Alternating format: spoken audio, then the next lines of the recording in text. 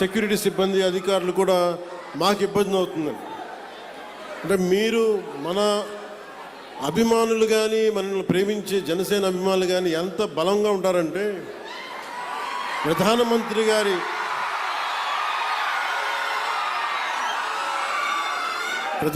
గారి SPG group కూడా, ప్రధానమంత్రి భద్రతా వ్యవహారాలని పర్యవేక్షించే ఎస్పీజీ వాళ్ళు కూడా నాకేం చెప్తారంటే, మీ వాళ్ళతో మేము పడలేం. ప్రధానమంత్రి గారికి మేము ఏ పర్యటనకు తీసుకెళ్ళినా, మేము కాశ్మీర్లో పర్యటన పెట్టుకున్నా మాకు ఇబ్బంది ఉండదు, మాకు భయం ఉండదు. కానీ మేము మీరున్న సభలకి రావాలి, మీ జనంతో రావాలి అంటే మేము మీ ఉత్సాహాన్ని ఎలా ఆపాలో తెలియట్లేదు మాకు. మీరు అందరూ అంత మిలిటెంట్గా ఉంటారు, అంటే ప్రేమ చూపించినలాగే ఉంటుంది మీది. చాలా రా లవ్ మీరు. అలాగే మీరు గొడవ పెట్టుకున్నా కూడా అంతే గట్టిగా ఉంటుంది. అంత గొడవ పెట్టుకుంటేనే కదా గత ప్రభుత్వంతో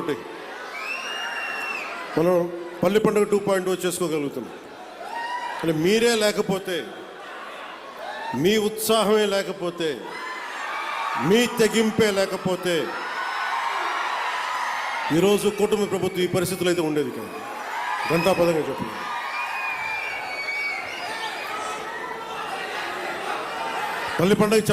పల్లి పండుగ గురించి చెప్పబోయే ముందు ముఖ్యంగా ఇక్కడున్న జెన్జీ 20 ఏళ్ళు 2000 తర్వాత పుట్టిన పిల్లలు, యువత, నేను మీ భవిష్యత్తు కోసం ఆలోచిస్తున్నాను. అది ఆఖరిలో చెప్తాను. మీ భవిష్యత్తు కోసమే నేను ఆలోచిస్తున్నాను. మిగతా వారి సంగతి నాకు తెలియదు, కానీ నా వరకు నేను చెప్పుకోగలను.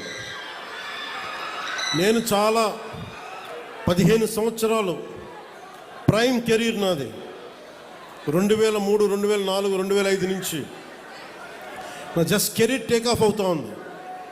ఎవరైనా సరే ఒక 50-55 ఏళ్ళు వచ్చాక పాలిటిక్స్ గురించి ఆలోచిస్తారు. నేను ఎర్లీ 20స్లో 20 వయసులో ఉన్నప్పుడు ఆలోచించాను. దేనికంటే నేను వచ్చే తరం కోసం ఆలోచించాను, పుట్టబోయే తరం కోసం ఆలోచించాను. ఆ అనుభవమే, ఆ నిర్ణయమే నన్ను మీకోసం అండగా నిలబడేలా చేసింది. మీకోసం మీరు ఎలాంటి అభివృద్ధి కోరుకుంటున్నారు, ఎలాంటి నయా భారత్ని కోరుకుంటున్నారు, అలాగే వెల్ఫేర్ స్కీమ్స్ ఉండాలి, పథకాలు ఉండాలి, ఉచిత పథకాలు ఉండాలి, వాటితో పాటు అభివృద్ధి కూడా ఉండాలి. కేవలం పథకాలనే నమ్మి, కేవలం ఉచిత పథకాలనే నమ్మి, కేవలం వెల్ఫేర్ స్కీమ్స్నే నమ్మి ముందుకెళ్తే అది ఎంతవరకు సాధ్యపడద్దు నాకు తెలియదు. ఎందుకంటే కేవలం వెల్ఫేర్ స్కీమ్సే ఓట్లు తీసుకురావు. బీహార్లో కూడా మనం చూసాం.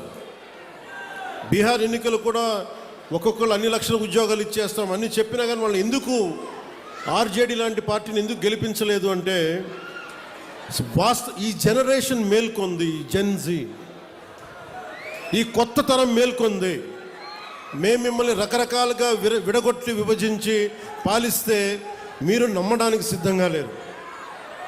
ఇది నేను 2004లో నేను గ్రహించాను. పుట్టే తరం, పుట్టబోతున్న తరం కొత్త తరం, అది నవతరం, అది రక్తాలు సలసల కాగే యువతరం, అది మీకోసం బాధ్యతగా నేను రాజకీయాల్లోకి వచ్చాను. సినిమాల్లో చాలా డబ్బులు, ఇందాక కూడా ఓజీ నడుస్తూ ఉంటే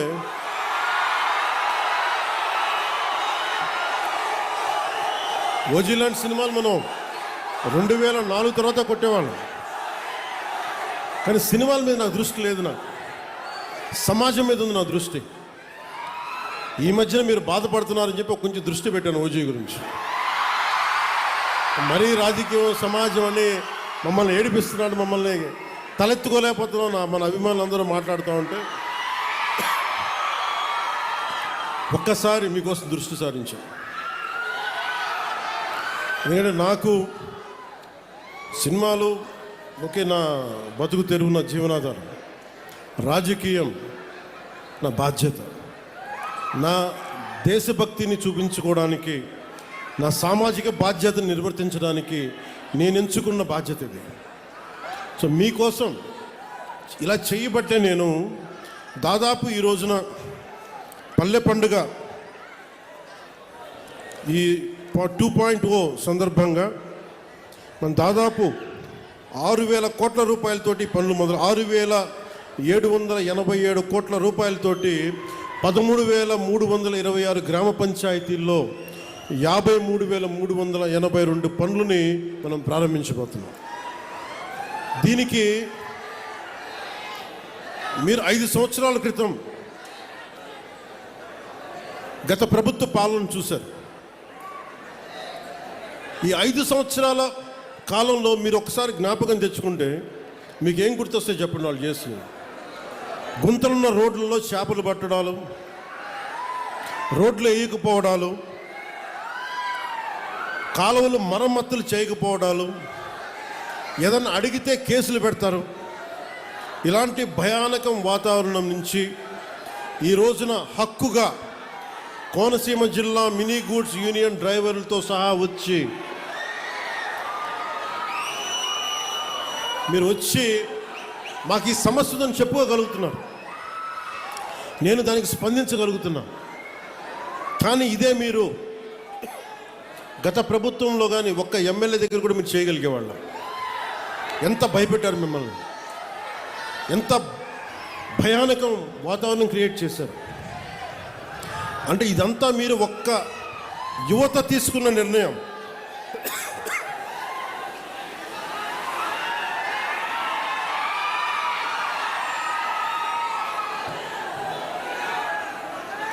మీరు ఒక సరైన నిర్ణయం తీసుకొని ఒక సరైన కూటమి ప్రభుత్వాన్ని మీరు నారా చంద్రబాబు నాయుడు గారి నాయకత్వంలో, గౌరవ ప్రధానమంత్రి గారి నాయకత్వంలో కూటమి ప్రభుత్వాన్ని మీరు ఎంచుకోగానే ఇన్ని వేల కోట్లు మనం ఈ రోజున ఖర్చు పెట్టగలుగుతున్నాం. కేవలం మీరు ఒక నిర్ణయం తీసుకున్నారు. మేము ఈ ప్రభుత్వం కాదు కొత్త ప్రభుత్వాన్ని చూస్తాం. ఈరోజు నేను మిమ్మల్ని ఒకటే కోరుకుంటా ఉన్నాను. ఇందాక కొబ్బరి చెట్లు చూసి వచ్చాను, దెబ్బలు తిన్నాయి. అక్కడ శంకరగుప్తం మండలంలో శంకరగుప్తం డ్రైన్లో బాగా ఇబ్బంది అయిపోయింది. అక్కడ కొబ్బరి చెట్లన్నీ మొత్తం మొదలు పోతూ ఉన్నాయి. వెళ్ళి చూసి వచ్చాను. చూసొస్తే డ్రైన్ లేవు, డ్రైన్లు పూడికలు తీయలేదు. మీరు ఎవరన్నా మాట్లాడగలిగారా అంటే